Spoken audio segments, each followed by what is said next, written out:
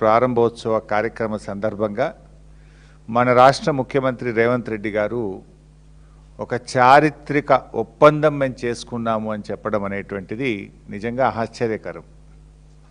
ఏంటి ఆ చారిత్రక ఒప్పందం ఏంటి, అసలు నువ్వు చేసుకున్నదేందో ఈరోజు ప్రజలకు చెప్పాల్సినటువంటి అవసరం ఉంది. ముఖ్యమంత్రి గారైతే మరి బయటకు వచ్చి ఏదో చారిత్రక ఒప్పందం చేసుకున్నామని సంబరాలు చేసుకుంటా ఉన్నారు. ఇప్పుడు ఒకవైపు ఏమో రాష్ట్రంలో ఏం జరుగుతూ ఉంది, తెలంగాణ ప్రయోజనాలకు తీవ్ర విఘాతం కలిగించే విధంగా కర్ణాటక రాష్ట్రము తుంగభద్ర ప్రాజెక్టుకు దిగువన ఆర్డిఎస్ ఎగువన 35 టీఎంసీల వినియోగంతో నవేలి రిజర్వాయర్ ఒకటి నిర్మాణానికి కర్ణాటక పూనుకున్నది. ఇంకొక వైపు ఆంధ్రప్రదేశ్ ఆర్డిఎస్ దిగువన సుంకేశుల ఎగువన 20 టీఎంసీల సామర్థ్యంతో గుండ్రేవుల అనేటువంటి ఒక ప్రాజెక్టు నిర్మాణానికి ఆంధ్రప్రదేశ్ పూనుకున్నది.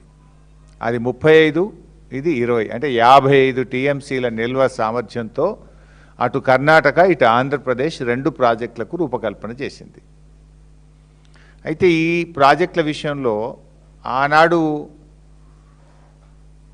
బ్రిజేష్ కుమార్ ట్రిబ్యునల్ ముందు కూడా వాదనలు జరిగినాయి. వాదనలు జరిగితే బ్రిజేష్ కుమార్ ట్రిబ్యునల్ చాలా స్పష్టంగా చెప్పింది. ఆంధ్రప్రదేశ్ ఏం చెప్పిందంటే, ఆ రోజు మాకు సిల్టేషన్ అయింది, మేము గుండ్రేవులు కట్టుకొని 20 టీఎంసీలు నిల్వ చేసుకుంటాము అని చెప్పి బ్రిజేష్ కుమార్ ట్రిబ్యునల్ ముందు చెప్తే, బ్రిజేష్ కుమార్ ట్రిబ్యునల్ 2013లో తాను ఇచ్చినటువంటి జడ్జిమెంట్లో స్పష్టంగా చెప్పినారు, కొత్తది కట్టాల్సిన అవసరం లేదు, సిల్టేషన్ ఏదన్నా ఉంటే మీరు ప్రత్యామ్నాయం సిల్ట్ ఎలా తీయాలో ఆలోచించుకోండి తప్ప గుండ్రేవులకు నీటి కేటాయింపులు చెయ్యము అని ట్రిబ్యునల్ స్పష్టంగా చెప్పింది. తర్వాత బీఆర్ఎస్ ప్రభుత్వం వచ్చిన 9.5 సంవత్సరాల్లో కూడా ఆంధ్రప్రదేశ్ ప్రభుత్వం ఈ ప్రాజెక్టును నిర్మించేటువంటి ప్రయత్నం చేస్తే మేము చాలా తీవ్రంగా అపోజ్ చేసినాం. ఆ గుండ్రేవుల ప్రాజెక్టు ఆ రోజు తెలంగాణ రాష్ట్ర ప్రభుత్వ తీవ్రంగా అయినటువంటి నిరసన చెప్పడం ద్వారా, మేము అపోజ్ చేయడం ద్వారా, అన్ని ఫోరమ్స్లో రైజ్ చేయడం ద్వారా అది కోల్డ్ స్టోరేజ్లోకి పోయింది. కానీ ఇప్పుడు తమ అనుయాయుడే ఇక్కడ రాష్ట్ర ముఖ్యమంత్రిగా ఉన్నాడు, నా శిష్యుడే ఇక్కడ ముఖ్యమంత్రి ఉన్నాడని చెప్పి మళ్ళీ ఇప్పుడు గుండ్రేవులను తెరపైకి తెచ్చినారు. ట్రిబ్యునల్ వద్దన్నది ఆనాడు 9.5 ఏళ్ళు బీఆర్ఎస్ ఆపింది. మళ్ళీ ఇప్పుడు గుండ్రేవుల ప్రాజెక్టు ఇటు ఆంధ్రప్రదేశ్ పైకి తీసుకొచ్చింది, అటు నవేలి ప్రాజెక్టును కర్ణాటక పైకి తెచ్చింది. అంటే ఇవాళ తుంగభద్ర మీద 55 టీఎంసీలతో వచ్చే ఈ 2 రిజర్వాయర్లు రేపు తెలంగాణకు తీవ్ర నష్టం చేస్తాయి. Tungabhadra ultimately it comes to Srisailam, ఒక ఆర్డిఎస్కు కాదు, శ్రీశైలం కూడా రేపు నీటి ఫ్లో తగ్గడం ద్వారా రేపు శ్రీశైలం మీద ఆధారపడ్డ కల్వకుర్తికి కానీ పాలమూరు రంగారెడ్డి ఎత్తిపోతల పథకం మీద కూడా ఇది తీవ్రమైనటువంటి ప్రభావం చూపుతుంది.